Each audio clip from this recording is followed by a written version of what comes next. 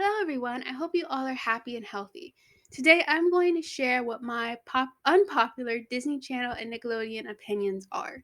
So, some of these opinions might be considered unpopular, some of them might not be as unpopular as I think they are, but either way, these are just opinions that I feel like not a lot of people have about various Disney and Nickelodeon shows. So I thought I would just share these opinions and see if maybe there is a person or one person or two that actually agrees with these opinions. So, with that being said, let's get started. So, the first opinion that I have, the first unpopular opinion, is that I prefer the Villains of Valley View over the Wizards of Waverly Place. There are a lot of similarities between the Villains of Valley View and the Wizards of Waverly Place. Both shows are about families having to keep their identities a secret. Amy and Alex have a lot in common when it comes to their personalities, and there's just a lot of other things as well. I also see a lot, and I mean a lot, of people say that they got into the Villains of Valley View because it reminds them of Wizards of Waverly Place. However, I actually never cared that much about Wizards of Waverly Place. I watched a few episodes, and while it's not a bad show, I just could never get into it. I love the Villains of Valley View way more than Wizards of Waverly Place. I prefer the whole theme of supervillains having a redemption arc over a show about wizards. And while Alex and Harper are great, I don't really care for the rest of the characters on Wizards of Waverly Place. Meanwhile, I love all of the Villains of Valley View characters. Again, this is all just my personal preference, and I know many people probably won't agree with this, but that's okay. Maybe if I watch more episodes of Wizards of Waverly Place, maybe I'll see what all the hype is about. But for now, Villains of Valley View is definitely my favorite out of the two. The next opinion I have is that Side Hustle is Nickelodeon's best sitcom. I already made a whole video about this if you want to know more, but yes, I think that Side Hustle is Nickelodeon's best sitcom. I haven't seen every Nickelodeon sitcom in existence, so maybe I'm wrong about this, but I definitely prefer Side Hustle over a lot of the more popular Nickelodeon sitcoms like Victorious, iCarly, and Henry Danger. Side Hustle is actually funny, has a creative concept, and has great characters. Please give it a chance because I think the show only gets better and better as it goes on. The next opinion is that I prefer the zombie movies over the Descendants franchise. I don't know exactly why I prefer zombies over Descendants. I guess it's just something that I don't know. I just prefer zombies over Descendants. I mean, both franchises are good, but I think I like the storylines of the zombie movies more than the storylines of the Descendants films. I also prefer Addison's character over Mal's, and I also think Zed and Addison is a better couple than Mal and Ben. And yeah, there's not much for me to say here. I just like the zombie movies more. And the next opinion that I have that's probably very unpopular is that BUNK'D seasons 4 through 6 are good and better than seasons 1 through 3. I also made a video explaining more about why I think seasons 4 and beyond of BUNK'D are better than the first 3. But to put it simply, I think the newer seasons, while not perfect, are a massive improvement over the first 3 seasons. Some could argue that the first 2 seasons are funnier, but I still think the newer seasons are better because I believe the newer seasons do a better job at avoiding insensitive jokes and stereotypes. I also believe that Lou is a better main character than Emma and also Ravi and Zuri. Also, while constantly changing the characters can be annoying for some viewers, some of the newer characters are actually good characters. And finally, I believe the writing in the show has improved. The newer episodes also have a little bit more heart in them. This might be the most unpopular opinion on this list, but I am serious that if it wasn't for seasons 4 and 5, I wouldn't really care about this show. And the next opinion that I have is that Bizaardvark is not a bad show. I think people overreacted when Bizaardvark first came out. People were saying it was awful, but after watching every episode of this show, I don't think it's bad at all. Yeah, it's not the most amazing show in the universe, but I liked it. I think the worst part of the show were like the songs and the skits that they would do. But when you got to the real part of the show that focused on the characters like actually living their lives, I actually enjoyed it. I think Paige and Frankie are really good characters and have a great friendship. And I thought Bernie was absolutely hilarious.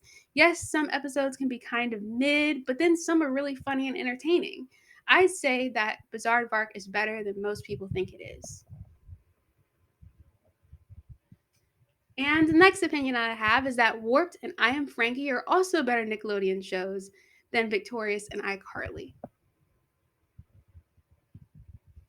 Contrary to contrary to popular belief, some of the more recent Nickelodeon shows have been great, and I think that in addition to Side Hustle, Warped and I Am Frankie were shows that are even better than Victorious and iCarly, in my opinion. But even if they aren't better than those two, they're still great, and it's a shame that Warped and I Am Frankie weren't recognized for how awesome they are. Warped was an amazing comedy where the main characters were two of the best characters Nickelodeon has ever had, and I Am Frankie was something really different for the network. It was a drama about a teenage android that slowly starts developing human emotions, and she also has to hide from this company that wants to reprogram her and use her for evil purposes. People keep complaining that Nickelodeon shows are all bad now, and they don't do anything different, but Side Hustle, I Am Frankie, and Warped is proof that that is not true. Okay, and the next opinion I have is that Jesse and Hudson should have dated for a while, and Hudson should have been a main character in season 4. Okay, so y'all probably don't even remember who Hudson is, since he was only in a few episodes. But Hudson was Stewart's nanny, and Stewart is basically the kid who had a crush on Zuri. So Hudson was his nanny. He appeared in the episodes Where Zuri, Basket Cases, and Capture the Nag. Anyways, I am so disappointed that Hudson was only in 3 episodes. I believe he should have been a regular character in the last season. I feel like adding Hudson as sort of an antagonist in the beginning would be really fun to see and bring so much more fun to the show. Hudson's impulsive nature, desire to have fun at all costs, and simply not knowing how to be a good nanny would clash so much with Jesse's style of taking care of the Ross family. The fact that he and Jesse both came to New York to follow their creative dreams, which is acting for Jesse and writing novels for Hudson, and both ended up being a nanny by accident is something that I feel like could have led to him being in more episodes if they would have discussed that more. Also, I feel like that could be a way for Jesse and Hudson to get along better and get closer once they realize that they both have big dreams and are still learning how to do their current jobs. Still learning how to do their current jobs, although Jesse has way more experience than Hudson. I'm sorry, this one opinion is very long, but anyways, to finish up what I was saying, I also think that Hudson being in the final season as a regular character could have allowed him to learn more from Jessie. He even admitted in one episode that he has a lot more to learn from her about how to be a nanny. And then by the series finale, Hudson would be more responsible and could have been the new nanny for the Ross family when Jessie left, or both Hudson and Jesse's dreams could have came true. Like maybe Hudson's novel would have been turned into a movie or a show that Jesse plays the lead character in. And as for the two dating, I think they should have dated for a while. I feel like these two could have had an enemies to lovers thing. Like, I know Jesse doesn't really like him all that much, but I'm almost certain that Hudson liked Jesse. Like, did y'all see how excited he was to meet Jesse in the episode Basket Case? Like basically when he found out that Jesse was in the same college class as him, he was so excited about it. And in that same episode, the professor pairs them to work together on projects for the whole semester, and Jesse says what in shock and horror, but at the same time Hudson is like sweet like he really actually wants to work with Jesse despite the fact that they don't get along very well. And I thought that was funny, and like I said, also an indication that Hudson does kind of like Jesse. Of course, I think it makes sense for Jesse to end up with Tony, but given how much Jesse's dating life is referenced, it's strange that she only had 2 major relationships, which was Tony and Brooks, throughout the series. I think it would have been interesting to have a storyline where Jesse and Hudson go from enemies to lovers and then back to being friends, or decide to just simply be friends. Like, I think it would have been really interesting to give Jessie at least one more major relationship throughout the show before she would eventually go back to being with Tony. And I think Hudson would have been the perfect choice for, for her to to try and date Hudson for a while. And actually, just as a little side note, I actually did write some stories about these two. So if you want to check it out, I'll link it in the description below. Like, seriously, I spent I think at the beginning of 2022, I kind of became a little bit obsessed with these two. And I actually wrote like 35,000 words about these two, in various different stories. So, yeah. So if you want to read that, please read that so that all that time I spent writing about these two doesn't go to waste. Anyways, let's move on to the next opinion already.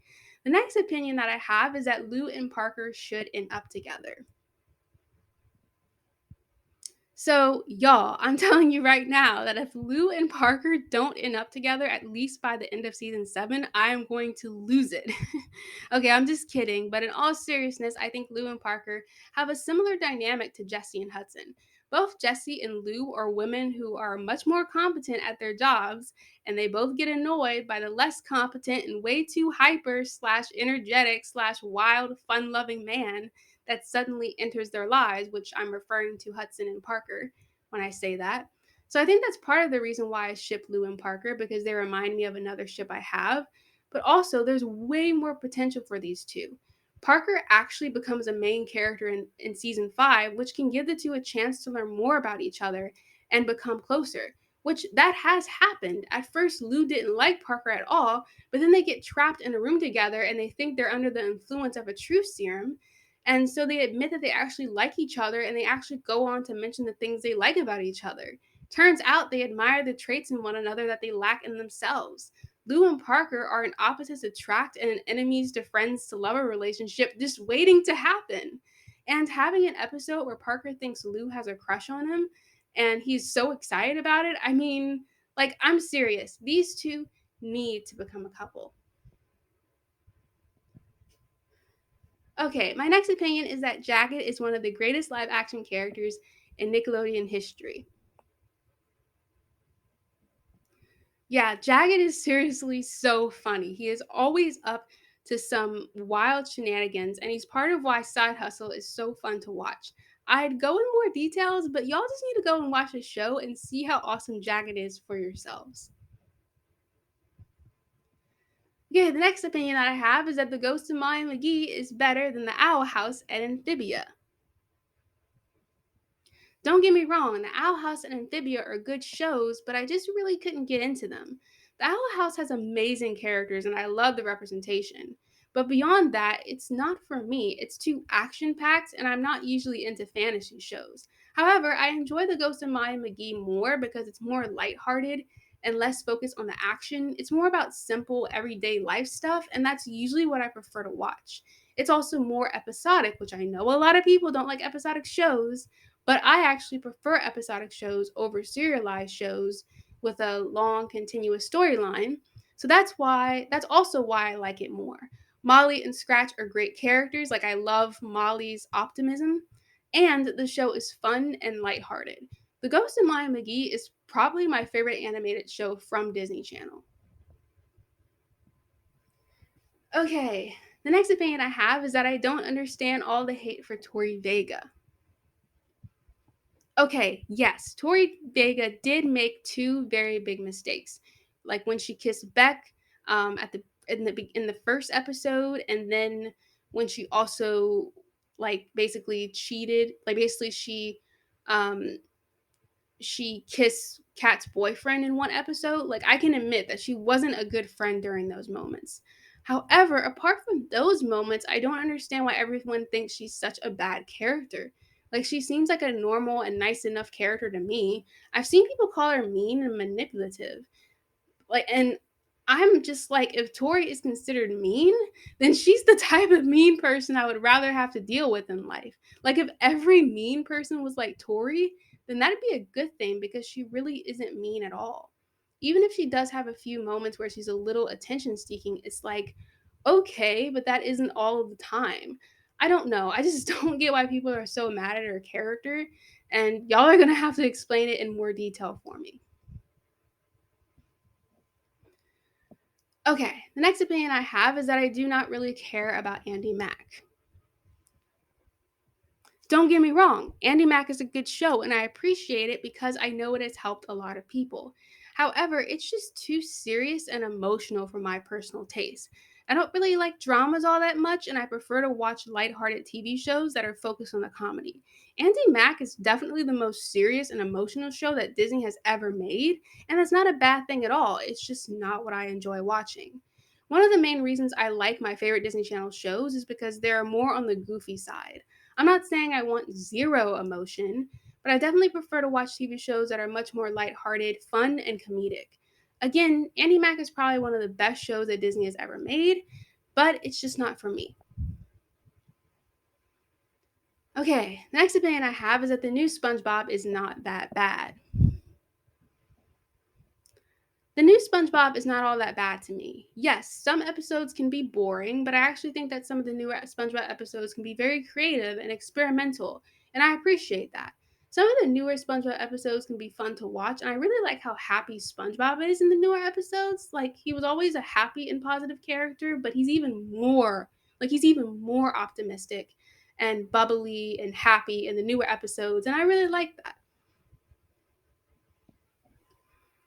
Okay, my next opinion is that more Disney and Nickelodeon shows should have characters that are young adults or in their 20s. I'm not saying that every character should be a young adult. I mean, Nickelodeon and Disney are kids' networks after all, so they're made for kids, and so most of the characters should be kids. However, notice how the two Disney Channel shows that got a season 5 are spin off shows where the main character is like older than 20. Because, like, Lou from BUNK'D is 21 right now, and Raven is 36. Also, notice how Jessie, one of Disney's most popular shows, was a show where the main character was 18 when the show first started and was 22 by the time the show ended. I bring this up to show that it is possible for Disney and Nickelodeon to have shows that feature older characters that aren't just the parents. And if Disney and Nickelodeon want more people to watch their shows, or if they want the whole family to be able to enjoy their shows, then I think they should have some characters that are young adults in their shows. Since I'm not the target demographic for these shows, I tend to like the older characters in these shows more, like Lou, Parker, Raven, Chelsea, Jagged, Ray, Vic, etc. Okay, the next unpopular opinion I have is that the Jessie spinoff should have been about Jessie and her new life as an actress, not about the Ross kids. Jessie was literally the main reason I liked the show, as well as Bertram, Tony, Brooks, and Hudson. I really only tolerated the other main four characters just because I loved her character so much. I don't know why people only talk about the kids when they mention this show. Like, Jessie is the main character. She's one of Disney's best main characters, in fact, and yet y'all just ignore her. But anyways, Jessie reminds me a lot of Miley Stewart's character, and I thought people would like Jessie's character more. Well, anyways, Jessie was my favorite character in this show, and I believe that the spinoff to the show should have been about her starting her new life as an actress rather than having a spinoff show about the kids. Like, I know that Debbie Ryan was probably ready to leave Disney, but still, a show about her would have been much more interesting in my opinion.